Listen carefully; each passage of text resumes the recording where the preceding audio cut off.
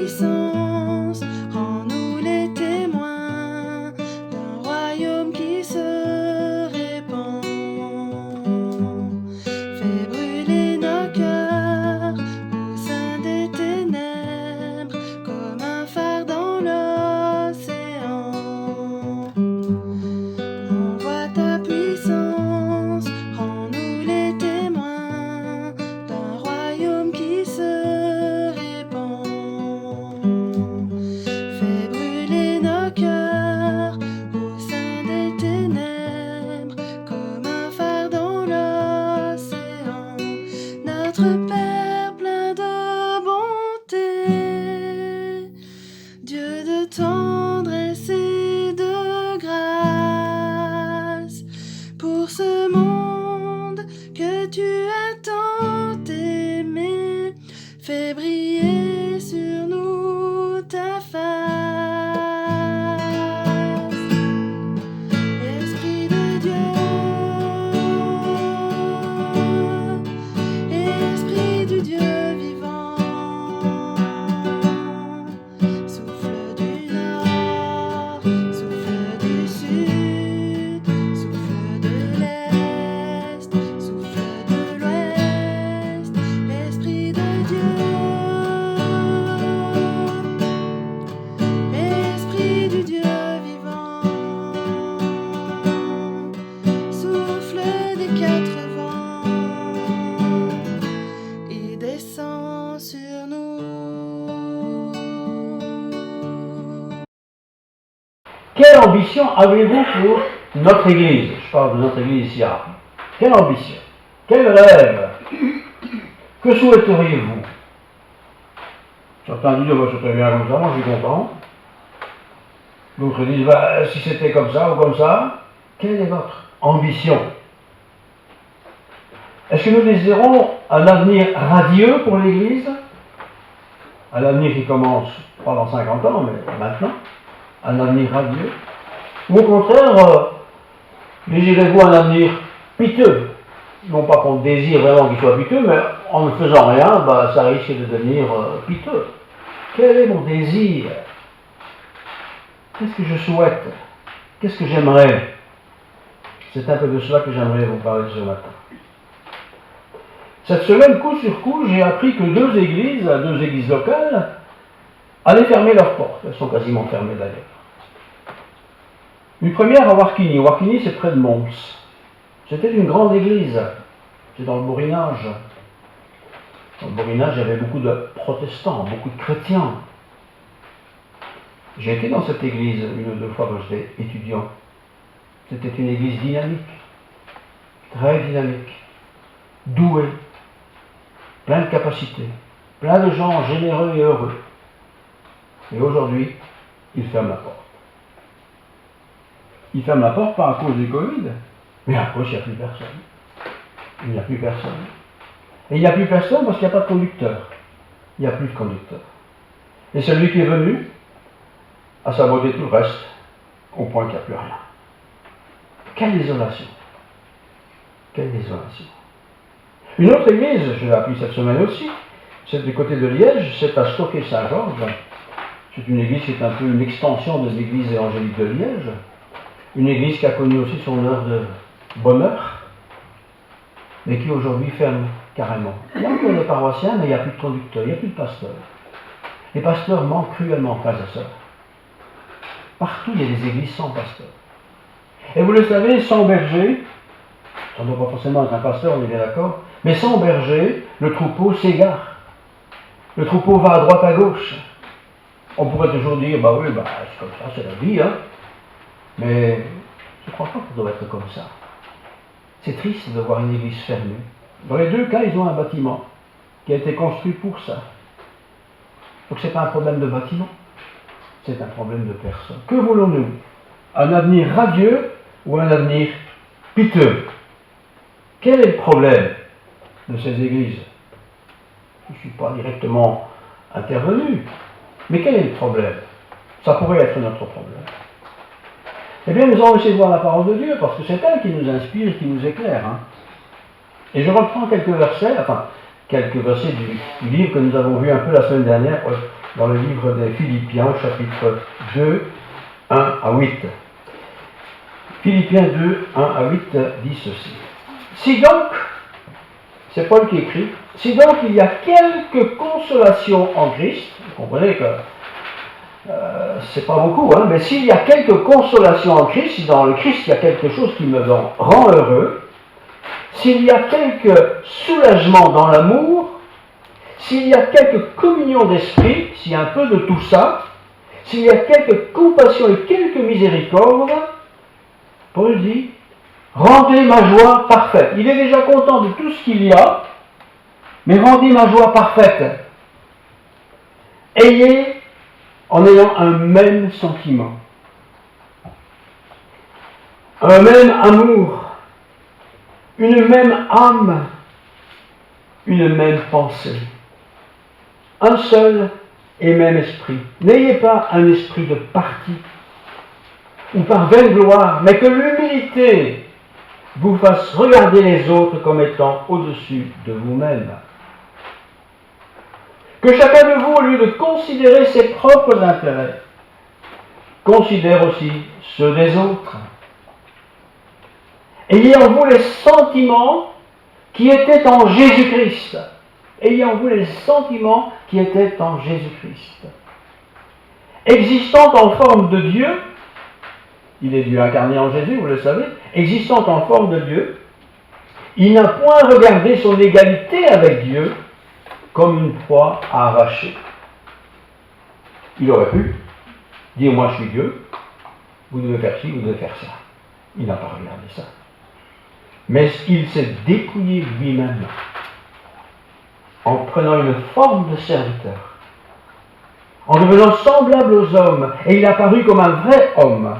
Il s'est humilié lui-même, se rendant obéissant jusqu'à la mort, même jusqu'à la mort de la croix.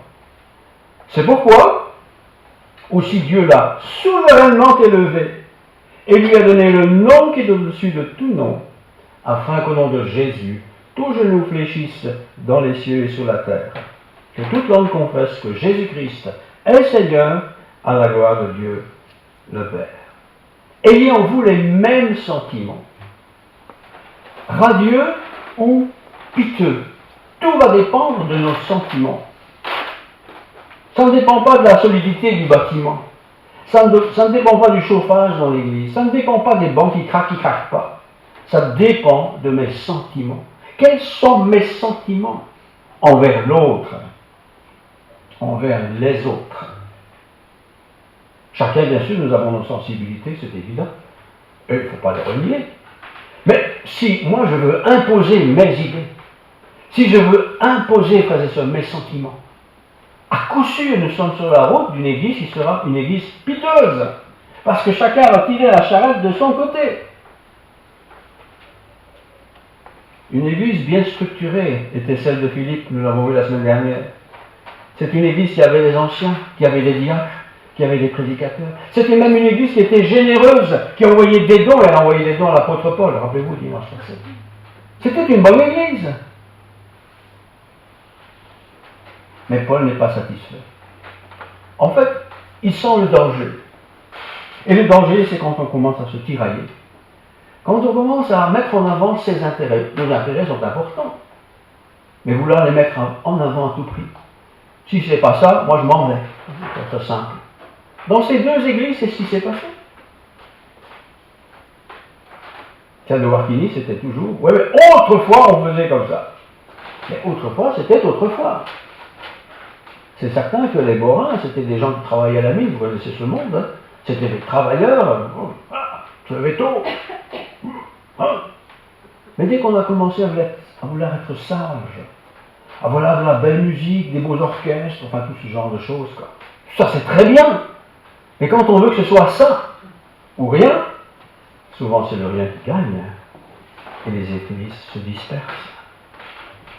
Le souhait de Paul, c'est pas d'avoir une église, je dirais, moderne, il ne faut pas rester non plus au XVIIIe siècle, mais c'est pas ça. L'église de Philippe était bien localisée, c'était pas au bout du monde. À Warkini, c'est en plein centre-ville, quelle église. Près de Liège, c'est un peu plus à la campagne, mais quand même, ça existe, on peut la trouver facilement. Je pense que parfois, il manque l'essentiel aux églises. Bien sûr, si vous avez 35 personnes qui ont tous le même âge, et qu'il n'y en a pas de nouveaux qui viennent, et probablement, quand ils vont commencer à mourir, ils vont tous mourir. Ça, c'est embêtant. C'est pour ça qu'il faut des jeunes. Et je rends grâce pour les jeunes que vous êtes. Parce que, je ne vais pas dire que vous êtes la relève, vous êtes l'église d'aujourd'hui, mais vous êtes une église qui va être perpétuée parce que vous êtes jeunes. S'il n'y a que des vieux, on comprend bien le problème, les vieux vont être contents. Ce sera style vieux, ça restera vieux. Non, il faut un tout. Il faut de la jeunesse, il faut de la moyen âge, et l'âge moyen, et il faut des personnes plus âgées. Il faut l'équilibre. Il faut des hommes et des femmes. Pas que des hommes, pas que des femmes. Je pense que tout le monde peut comprendre ça. Et Paul, son souci, il dit, ayez un même sentiment. On n'est pas tous les mêmes. Bien sûr que non. Certains aiment bien la peinture, d'autres n'en ont rien à cirer. Ayez un même sentiment. Un même sentiment dans la cause de Dieu. Nous restons ce que nous sommes. Avec nos intérêts, avec nos plaisirs, oui, pas de problème. Mais ensemble, si nous voulons une église joyeuse, heureuse, victorieuse, sachant bien qu'il y a des difficultés dans la vie, eh bien nous pouvons penser comme Dieu pense. Paul dit, rendez ma joie parfaite. Vous êtes excellent, extraordinaire, mais rendez ma joie parfaite à cause de l'excellence de Christ. Nous n'avons pas tous la même sensibilité concernant l'amour. Certains ont besoin de se prendre dans les bras. En ce moment, c'est un peu délicat, évidemment. On va attendre patiemment. D'autres, bonjour, hein. Mais c'est pas le problème, ça. On est différents. On est différents. D'autres aiment bien chanter vite. D'autres ne supportent pas qu'on va trop vite. Il faut chanter lentement. Et si vous avez que des anciens dans une église à deux jeunes, oh, mais c'est croulant, c'est pas possible. Vous ne pouvez pas un peu accélérer le rythme. Vous voyez? Une église vivante, c'est une église pas qui progresse. On n'a pas besoin de progresser dans le sens d'être meilleur qu'avant, mais on a besoin de vivre avec le temps dans lequel nous sommes. Il ne faut pas rejeter tout ce qui a été fait autrefois. Mais il ne faut pas faire que ce qu'on fait aujourd'hui. Hein? Esprit de parti, manque d'amour. Ayez la même pensée, dit Paul. Quelle est notre pensée des chrétiens? Est-ce que c'est la pensée de Dieu ou c'est la pensée de ce que généralement monsieur et madame tout le monde recherche? Si on veut des bons fauteuils, vous savez, comme aux États-Unis, les fauteuils bien installés là-dedans, c'est bien que nous autres. Ici, les bancs craquent un peu, mais vous savez que ces bancs viennent de Hollande. Ils nous ont été donnés, heureux ceux qui les ont donnés. C'est la plus confortable, il y a des coussins. Hein. On n'en a plus pour l'instant, parce que, évidemment, nous sommes un peu coincés par la maladie, par la pandémie. Même amour, même âme, même pensée, parole de l'Évangile. N'ayez pas un esprit de parti, voyez, pas un esprit de gloire, meilleur que les autres, pas un esprit non plus de fausse humilité, vous savez. Parfois on est humble, on donne l'impression d'être humble, mais c'est de la fausse humilité. C'est pas facile d'être chrétien. Cette église, je l'ai dit, de Philippe était généreuse, elle pourvoyait aux besoins de Paul. Elle était reconnaissante pour ce qu'il avait fait. Mais à l'intérieur de cette église, il y avait des tensions. Et quand il y a des tensions, ça se sent tout de suite. Et l'étranger qui rentre, il sent qu'il y a une tension. Il ne faut pas qu'il y ait des tensions. Et pour éviter les tensions, il faut de l'humilité. De l'humilité, c'est-à-dire, voilà, cette personne elle chante, l'autre prie, ben voilà, c'est leur façon de voir les choses, de vivre les choses. Et on les apprécie, comme on aime aussi être apprécié, bien sûr, nous-mêmes. Médiocrité. C'est souvent la cause d'une église qui se vide. Manque de zèle, manque d'enthousiasme. Pas que des paroissiens d'ailleurs, parfois les conducteurs eux-mêmes manquent de zèle. Ils vieillissent mal, quoi. Ils radotent ça. Dans ma jeunesse, c'était comme ça. Ben oui, dans ta jeunesse, c'était comme ça, mais on n'est plus dans ta jeunesse, on est 50 ans plus tard. Il faut un peu évoluer, quoi. Médiocrité, souvent. Tristesse aussi. Pitosité, si je peux dire. Que d'églises piteuses. Alors pensez bien, quand quelqu'un est dans une église piteuse, un visiteur, comme il y a le frère au bout là-bas, bonjour frère, j'ai oublié le prénom, s'il rentre dans une église où personne ne se parle, personne ne se communique, oublions l'exception qui était en train de se vivre, c'est sûr qu'on va y voir ailleurs. Hein. Mais si au contraire on prend le temps de dire bonjour, on prend le temps de bavarder. Mais je répète, le moment n'est pas idéal en cette période, bien sûr. Alors quel remède, quelle solution à tout ça? Des solutions, il y a des livres, des piles de livres qui donnent des bonnes solutions. Je ne vous conseille pas de les acheter ni de les lire. Les lire peut-être si vous les avez, mais il ne faut pas acheter tout ça. Parce que tout ça, c'est souvent l'expérience d'une personne qui raconte son expérience.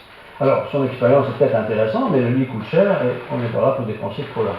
Par contre, dans la Bible, nous avons des bonnes réponses. Je vous recommande de lire et encore de lire la Bible. Et nous allons passer dans l'Ancien Testament, dans le livre du prophète Néhémie. Il y a un grand bazar qui se passe à ce moment-là. Dans l'histoire de Néhémie, nous sommes il y a bien longtemps. Il y a de l'embrouille dans le peuple, ça ne va pas trop bien. Et ce qui ne va pas bien, c'est que le peuple a perdu sa joie. Il n'y a plus de joie. Vous savez ce que c'est quand on n'a plus de joie? Pas gai, hein? On fait la tronche, quoi. On rentre chez moi, Marie fait la tronche, pas gai, hein? Ça va pas, non? Mauvaise humeur? Ou l'inverse? Ou les enfants, ou les parents? Ou dans l'église, quoi. C'est ce qui se passe à l'époque de Néhémie. Je vais vous lire au chapitre 8, d'abord les 3 premiers versets. Néhémie 8, verset 1. Alors le peuple s'assembla, donc tenez compte que ça ne va pas, hein.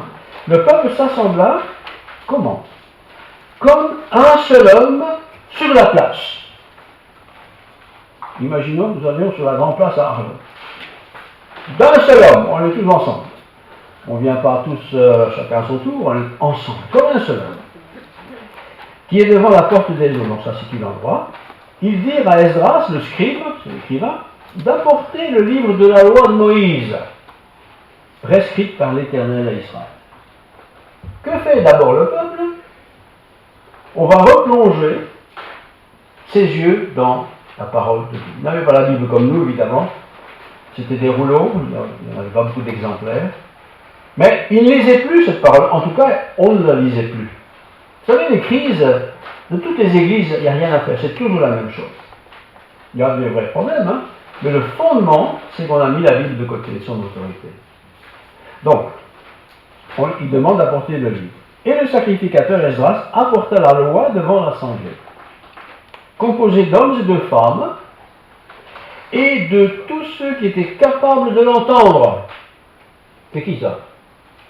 Ce sont les enfants, les jeunes. Tout le monde est là, hommes, femmes et les jeunes. Ce n'est pas que les spécialistes, les vieux, là, qui vont encore écouter radoter. Tout le monde, là. Et une église où il n'y a pas de jeunes est en danger, frères et sœurs. Et parfois, les jeunes ne vont pas dans l'église parce qu'ils s'ennuient. Bien sûr, on ne va pas leur demander de faire la fête non plus, tout le temps. Mais il ne faut pas que les jeunes s'ennuient, ça doit rester dynamique. Et quand il y a beaucoup de jeunes, le pasteur devient dynamique. Parce qu'il se rend bien compte que les jeunes s'ennuient. Vous voyez? Enfin, continuons. Donc, c'était le premier jour du 7e mois. Esdras lut dans le livre un quart d'heure. Vous avez compris? Esdras lut dans le livre depuis le matin jusqu'au milieu du jour. Vous imaginez ça? Ils sont sur la place. C'est grand une place. Il n'y a pas d'amplification. J'imagine qu'il devait faire un silence, mais pas possible, pour qu'on entende celui qui lit et ce qu'il lit, qu'on le comprenne. Bon, sur la place qui était devant la porte des eaux, en présence des hommes et des femmes et de ceux qui étaient capables de l'entendre, tout le peuple fut attentif à la lecture de la loi. On va à l'église, oui, mais sommes-nous attentifs? Non pas aux explications comiques du pasteur, mais sommes-nous attentifs à la lecture de la parole de Dieu? C'est ça qu'il nous faut retenir, c'est ça qu'il nous faut entendre. Parce que si c'est parole de Dieu, ça vient de Dieu. Il ne faut pas tordre le sens de la parole de Dieu. Il y a des contextes aux choses, évidemment. Mais quand c'est la parole de Dieu qui parle, je dois faire attention. Ce n'est pas un homme qui raconte ses idées. C'est pour ça qu'il ne faut pas trop que le pasteur, à mon avis, raconte trop ses expériences à lui, parce qu'il racontera toujours les belles et les bonnes. Mais il y en a aussi de mauvaises. C'est la parole de Dieu qu'il faut écouter. Le peuple est malheureux. Et le peuple a besoin de renouveau. Il a besoin d'être ressaisi par le Seigneur. Tous les peuples, personnes âgées, personnes jeunes, enfants, tous, sont là pour écouter la parole de Dieu. La joie avait disparu de ce peuple. Et pour que la joie soit retrouvée, il faut retrouver le sens de la vie communautaire, c'est le peuple d'Israël, et le sens de la vie communautaire se retrouve sous l'autorité de la parole de Dieu. Je vous le dis souvent, lisez la Bible, mais je sais qu'en le disant, c'est difficile, parce qu'on le lit chacun dans son coin. Mais quand on lit un passage, donc on a entendu le psaume, c'est pas adressé à une personne en particulier qui dit « Ah, ben une vise ou quoi ?» Non, c'est communautaire. Et communautairement, on écoute. Et on peut en discuter. Et on peut en parler ensemble. Le rayonnement, frère, de la parole de Dieu se fait par les personnes. Si je suis un enfant de Dieu qui rayonne la réalité de Dieu dans ma vie, c'est puissant. Parce qu'inévitablement, un jour ou l'autre, des gens diront « Mais t'as toujours l'air heureux, toi, qu'est-ce qui se passe? Tu fais comment? T'as un truc? Oui, j'ai un truc. Tu veux que je te le raconte? Oui. Eh bien, vous racontez votre histoire avec Dieu. Ah! Tout ça, c'est de la connerie, ça. Peut-être, mais ça me rend heureux. Épanoui. J'ai du sens à ma vie. Vous voyez? C'est ça qui dynamise. Et comment tu fais? Etc., etc., etc. La parole de Dieu. Je vous lis maintenant au verset 8, 10, on saute un peu. Et ils leur dirent, allez manger des viandes grasses. Ils ont écouté la parole de Dieu longtemps. Hein. Ils n'étaient pas dans des fauteuils. Ils ne pleuvaient pas non plus. Ils ont écouté longtemps. Ils ont été bénis par la lecture. Et je répète, c'est une lecture publique, c'était pas facile. On devait souvent avoir des mots qui nous échappaient. Mais après tout cela, verset 10, ils dirent, allons manger des viandes grasses et buvez ce qui est doux. Et envoyez des portions à ceux qui n'ont rien de préparé, car ce jour est consacré à notre Seigneur. Ne vous affligez pas, car la joie de l'Éternel sera votre force. C'est pas parce que je suis chrétien que je dois me priver de nourriture. C'est pas parce que je suis chrétien que je dois avoir l'air malheureux, comme ça, mal vêtu, machin et tout. Non, c'est pas vrai ça. Ils mangent des viandes grasses. On comprend que c'est pas des épices, hein, c'est de la bombe, juste bon. Pourquoi? Parce que la parole qui a été lue a redonné du sens. Et le premier sens, c'est le sens communautaire. Tout le monde entend la même chose. Vous voyez? Les grands, les hommes, les femmes, les enfants, les jeunes, ils entendent tous la même chose. Non, peut-être pas tous tout compris, mais c'est pas important ça. On a compris que le Seigneur est au milieu d'eux, que le Seigneur veut bénir ce peuple, et que chaque famille doit être bénie par le Seigneur. Et quand on sait ça, on rentre à la maison, on est enthousiaste. On ne va pas encore manger les restes de hier, on va essayer de faire un bon repas. Ça fera plaisir aux restaurateurs d'ailleurs, qui visiblement ont quelques soucis en ce moment. Mais on ne va pas aller au restaurant, les femmes savent très bien cuisiner, et les hommes aussi d'ailleurs. Moi, non, mais l'exception de la règle. Je dis tout de suite pour que ma femme ne me dise pas qu'elle dit que non, voilà, elle dit chacun son métier, quoi. Voilà,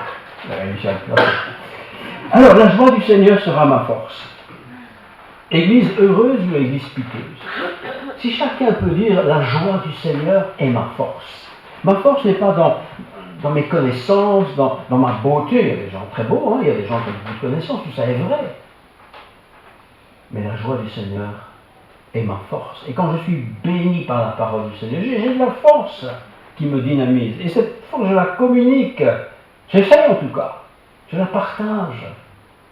Et quoi de plus excitant, je trouve, d'être en présence de quelqu'un qui a l'air heureux, qui est heureux, quoi. Par contre, quand vous êtes quelqu'un qui j'ai rendez-vous, hein, on va en reparler la semaine prochaine. Tellement c'est frustrant, quoi. Mais imaginez une communauté, quoi. Tu les entends prier, oh Seigneur, on est triste, on cherche un pasteur, il n'y en a pas. Et tous les dimanches, la même chanson, les pauvres jeunes qui sont là, ils disent, on va les voir ailleurs. Hein.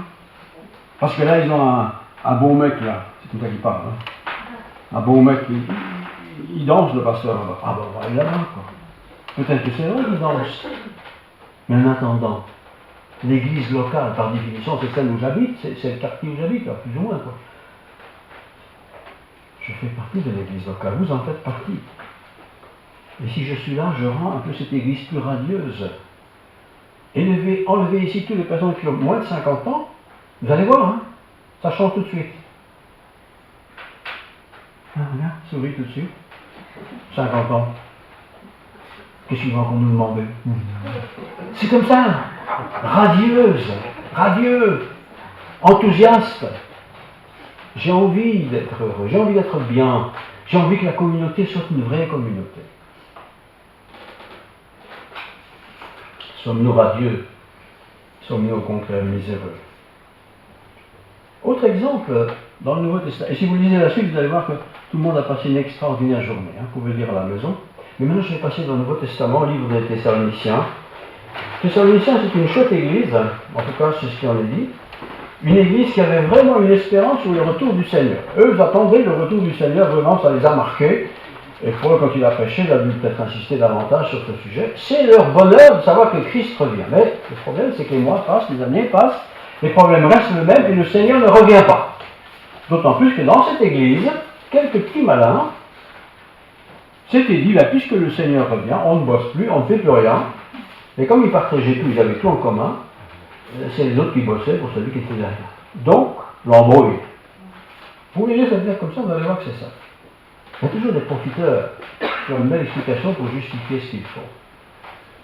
L'Église est désordonnée parce qu'il y a des gens qui pensent que le retour du Seigneur ce sera demain matin. Peut-être demain matin, mais on ne le sait pas. Donc, il faut vivre comme si ce n'était pas demain matin, tout en sachant que ça pourrait être demain matin. Ils sont tristes, ils sont désespérés. 1 Thessaloniciens 5, verset 14. Nous vous en prions, frères, c'est Paul qui écrit sa lettre, hein, avertissez ceux qui vivent dans le désordre. Consolez ceux qui sont abattus. Supportez les faibles, usez de patience envers tous. Ça, c'est la communauté. Dans une communauté, quelle qu'elle soit, à Arlon, à Bruxelles, à Luxembourg, c'est des communautés qui connaissent ces phases de désordre. C'est le foutoir, quoi. Chacun fait ce qu'il veut. Certains sont découragés, abattus, tristes. C'est peut-être un malheur qui est arrivé. D'autres sont peut-être faibles. Et de nature, ils ne sont pas très forts. Et ils sont vite fragilisés. Il y a ça aussi dans les églises. Hein. Certains n'ont pas de patience. Et certains n'ont pas de patience par rapport aux autres qui n'ont pas l'air de bouger beaucoup. Supportez-vous les uns les autres. Usez de patience les uns envers les autres. Prenez garde que personne ne rende à autrui le mal pour le mal. Mais recherchez toujours le bien, soit entre vous, soit envers tous. Ça, c'est une église.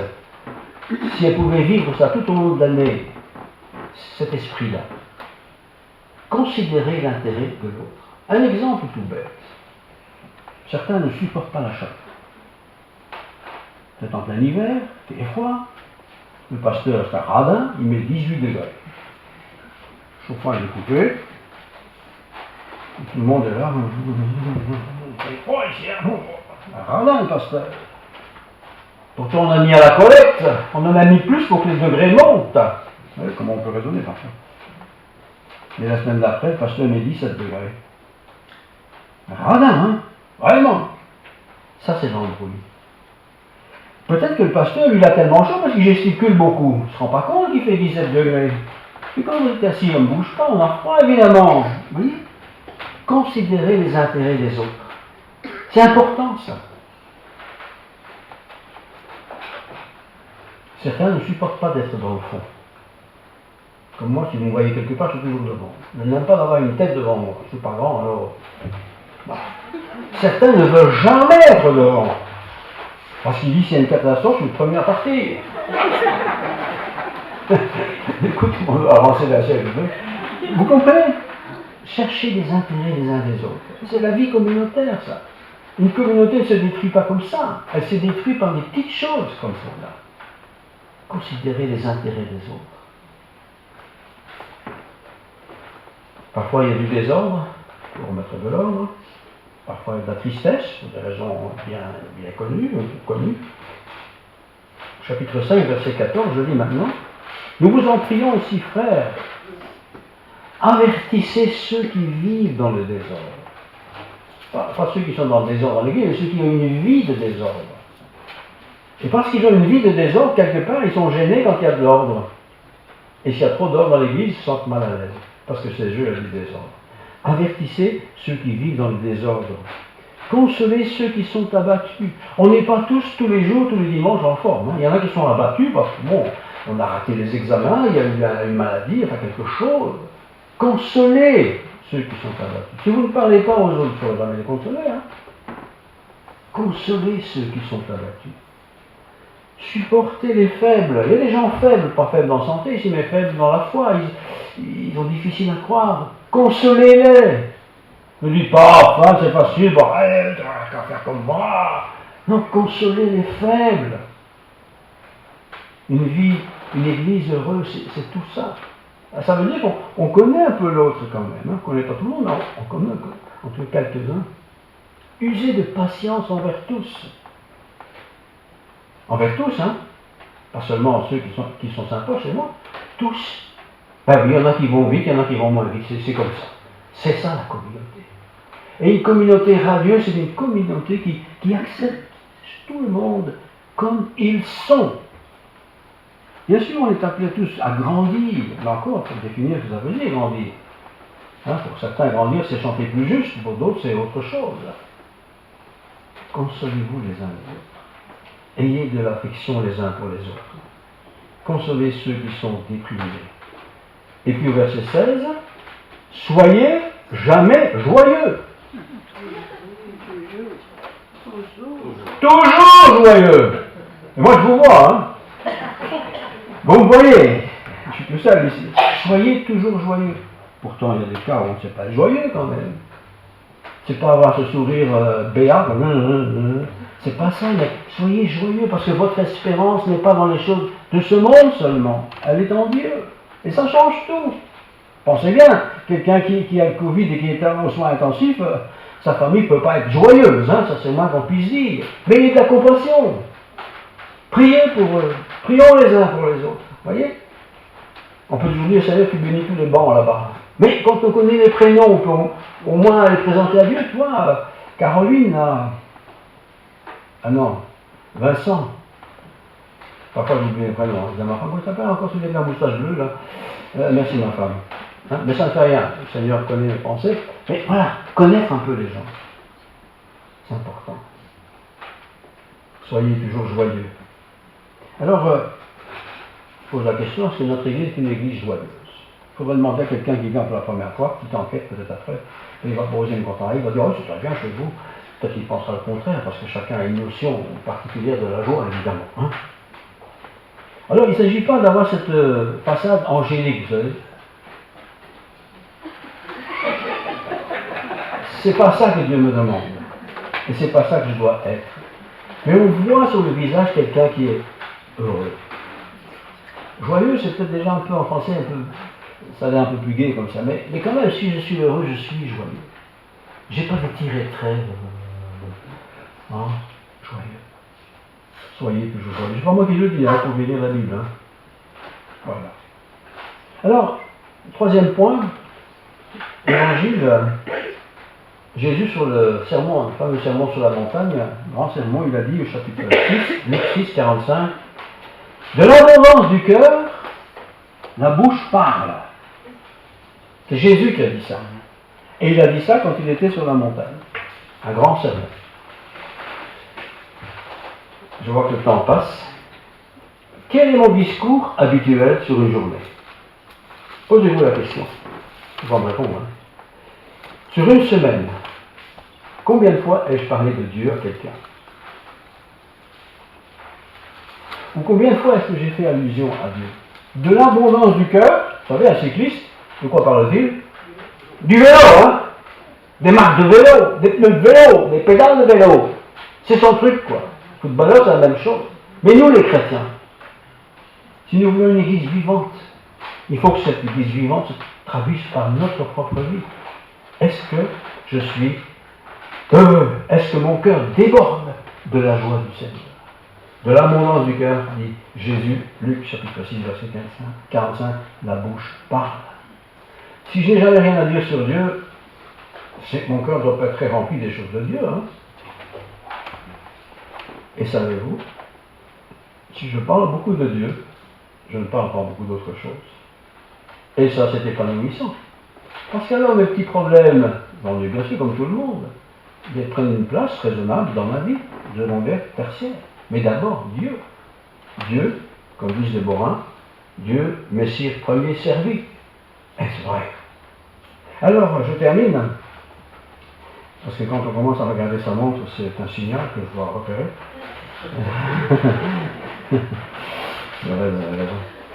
Une église heureuse, épanouie, ou une église piteuse.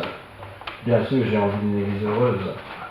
J'ai envie d'avoir une église joyeuse. J'ai envie de vous voir être épanoui dans le Seigneur. Voilà. Alors, je vais vous dire un truc. C'est pas simplement d'être en bonne santé, vous savez. C'est d'avoir le regard plongé dans la parole de Dieu. Et pas la lire parce qu'il faut le lire, sinon ils ne vont pas être contents. Non, la lire parce que, vous savez, quand ma femme achète quelques friandises, comme des petits yaourts, c'est bien lesquels j'aime bien, qui sont dans le frigo. Je sais bien que je ne peux pas tout manger le même jour. Mais j'ai envie. Avant d'acheter des petits pots comme ça, on en achète un kilo, comme ça je peux aller plusieurs fois. J'ai envie, parce que j'aime bien. Si elle n'est pas de yaourt, elle va mettre des choses que je n'aime pas, mais ils vont rester là pendant 20 ans. Hein. C'est comme ça, la parole de Dieu, c'est comme ça. Alors on peut acheter des belles Bibles, on a toutes les tailles, les grandes, petites, tout ce qu'on veut. Mais si elles sont simplement dans la bibliothèque, ça ne m'aide pas beaucoup.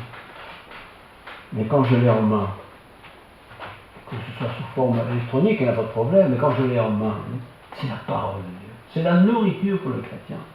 Alors je ne sais pas tout lire le même jour, bien entendu, et Dieu ne demande pas ça non plus. Mais quand, à l'époque du prophète, les gens se sont retrouvés sur la place, tous sont rentrés chez eux et ont fait la fête. Ça avait du sens, la fête. Parce que maintenant, ils étaient bénis des promesses de Dieu. On ne peut pas tout apprendre, on ne peut pas tout savoir, évidemment. On ne peut pas tout approprier à sa vie chaque jour, bien sûr. Mais quand j'écoute un sermon, par exemple, ou quand je lis la parole de Dieu en particulier, et personnellement, il y a quelque chose pour moi, quoi. Et ce quelque chose pour moi me donne de la force pour aujourd'hui, et puis demain, c'est un autre jour. Prions. Seigneur, merci pour ta parole. Ta parole est la vérité. Tu es chemin, vie et vérité, Seigneur. Ce peuple a été rempli de joie à la lecture, en entendant la lecture de la parole de Dieu. Ça faisait si longtemps qu'ils n'avaient pas entendu ces paroles. Une parole de réconfort, d'espérance. Et ta parole est une parole de vie, d'espérance, une parole éternelle. Seigneur, nous voulons une église heureuse, dynamique, une église où tu es présent, où on sent ta présence dans la vie de chacun. Merci pour ce lieu de culte, et tous les autres lieux de culte d'ailleurs dans ce pays. Que ceux qui sont tristes, découragés, retrouvent force en toi. Les temps sont difficiles, on ne peut pas faire ce qu'on veut, c'est vrai, mais tu es là au milieu de nous. Nous te bénissons pour cela. Que ta grâce nous accompagne, que nous puissions rentrer chez nous heureux et joyeux, joyeux de savoir que tu nous accompagnes chaque jour, à chaque heure. Gloire à ton nom. Amen. Amen.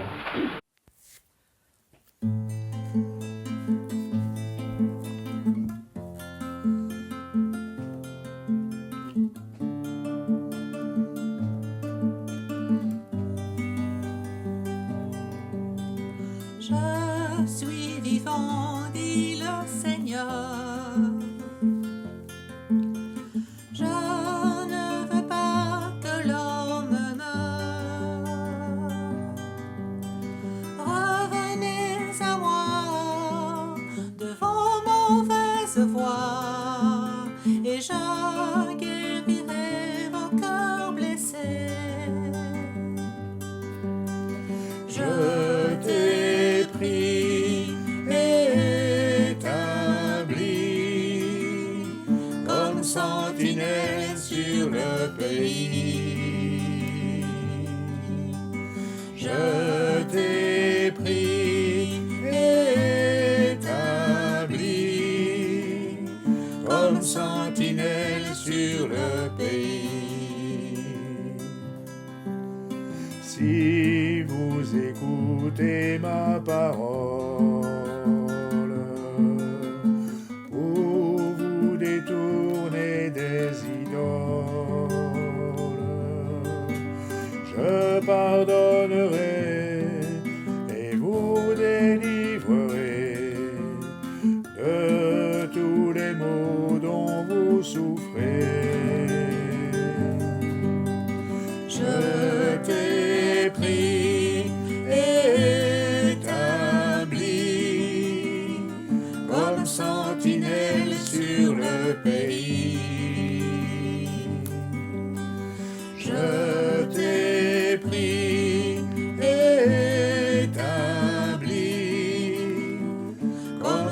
sentinelle sur le pays.